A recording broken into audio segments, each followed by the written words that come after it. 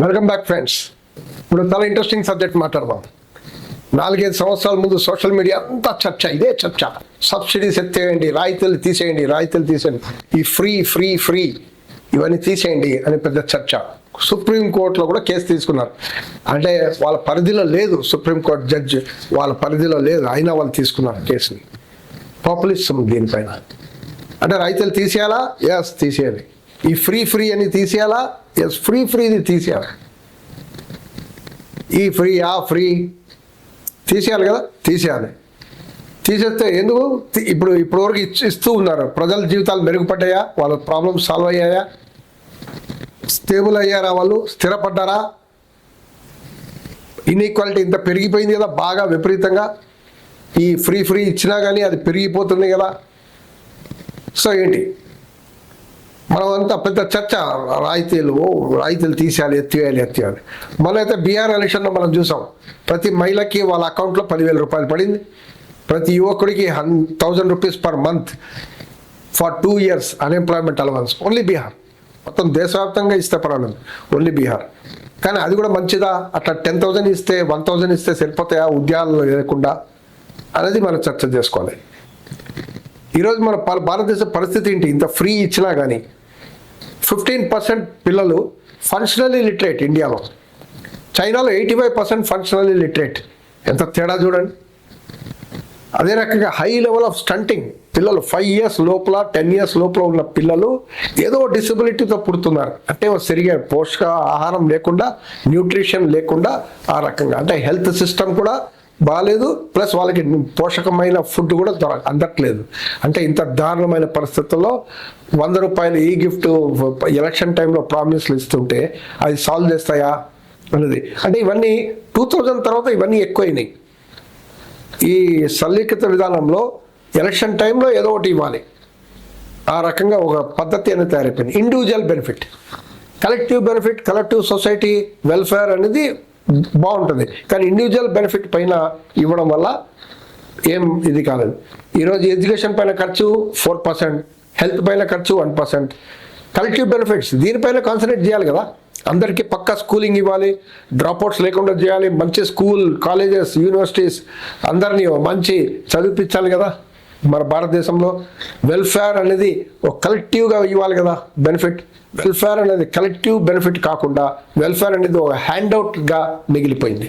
అందుకే మనం అందరం వ్యతిరేకిస్తాం ఈ రాయితీలని. మరి రైతులు అంటే వీళ్ళకే కాదు, కార్పొరేట్ కూడా రైతులు ఇస్తున్నారు. వాళ్ళకి ట్యాక్సులు మాఫ్ చేస్తున్నారు, బ్యాంక్ రుణాలు రద్దు చేసేస్తున్నారు లక్షల్లో. వీళ్ళకేమో కొన్ని వేలలో ఇస్తుంటే వాళ్ళకేమో లక్షల్లో ఇస్తున్నారు. సో రాయితీలు తీసేయాలంటే అవి కూడా తీసేయాలి కదా. ఆ పైసలు ప్రజలకు ఖర్చు పెట్టాలి, నేషన్ బిల్డింగ్లో ఖర్చు పెట్టాలి. మనం చూస్తాం యూరప్ ఎట్లా డెవలప్ అయింది. బికాస్ ఒకప్పుడు సోవియట్ యూనియన్, ఆ టైంలో సోషలిజం ఉన్నప్పుడు అందరికి free education, free health, pension ఇవన్నీ అమలు చేస్తుంటే పక్కన యూరోపియన్ కంట్రీస్లో పెరిగిపోతున్నాయి ఆ ప్రచారం. పక్కన సోవియట్ యూనియన్లో ఇట్లా జరుగుతున్నాయని. అప్పుడు ఇక్కడ ప్రజల్లో కూడా ఇక్కడ రెవల్యూషన్ వచ్చేస్తుందని భయంతో అక్కడ ఉన్న దేశాలు మేము కూడా మీకు free pension, free education, free health అనేది అమలు చేయడం పెట్టారు. ఈ రోజు కూడా అమలు అవుతుంది. అక్కడక్కడ తగ్గిస్తుంటే పోరాటాలు జరుగుతున్నాయి. ఫ్రాన్స్లో, చాలా యూరోప్ దేశాల్లో మనం చూస్తున్నాం. అవన్నీ ఒక భాగం. East Asian countries, Indonesia, south Korea, Malaysia, Thailand ఇవన్నీ కూడా ఉన్నాయి. మనం చూస్తున్నాం. వరల్డ్ బ్యాంక్ రిపోర్ట్ చెప్తుంది అక్కడ study growth and more equality అని చెప్పింది. అంటే గ్రోత్ ఉంది, మోర్ ఈక్వాలిటీ. మన ఇండియాలో గ్రోత్ బాగుంది అంటున్నాం. ఎంత గ్రోత్ ఉందో తెలియదు కానీ గ్రోత్ అయితే ఉందంటున్నాం. కానీ ఇన్ఈక్వాలిటీ అంతే పెరిగింది. ఒకరి చేతిలో 40%, మీ కింద వాళ్ళు 50% చేతిలో ఓన్లీ 3% అసెట్స్ ఉన్నాయి. ఇది ఇన్ఈక్వాలిటీ. సో ఈ గ్రోత్ కావాలా మనకు? మోర్ ఈక్వాలిటీ ఉన్న గ్రోత్ కావాలి. చైనాలో మనం చూస్తున్నాం best universities in maths and science China అని చూస్తున్నాం. హై స్కిల్డ్ లేబర్ ఫోర్స్ అనేది ఎవరు వదలైపోయి ఏ కంపెనీ అయినా అక్కడే ఫస్ట్ ఇన్వెస్ట్మెంట్ పెడుతున్నారు. ఎందుకంటే ఆ స్కిల్డ్ లేబర్ ఫోర్స్ వల్ల చాలా ఉత్పాదకత, ప్రొడక్టివిటీ బాగుంది అనేది. అంటే మన ఇండియాలో వాళ్ళు ఇప్పుడు ఈరోజు మనం చూస్తున్నాం చైనాలో టాప్ 10 గ్లోబల్ యూనివర్సిటీస్ రీసెర్చ్లో వాళ్ళే టాప్ 7లో ఉన్నారు. వాళ్ళు హార్వర్డ్ యూనివర్సిటీని కూడా డిఫీట్ చేశారు. అది మనం చూస్తున్న పరిస్థితి. భారతదేశం ఈ సరళీకృత ఆర్థిక విధానాలు అమలు చేసిన తర్వాత అన్ని మార్కెట్కి వదిలేయడం మొదలుపెట్టారు.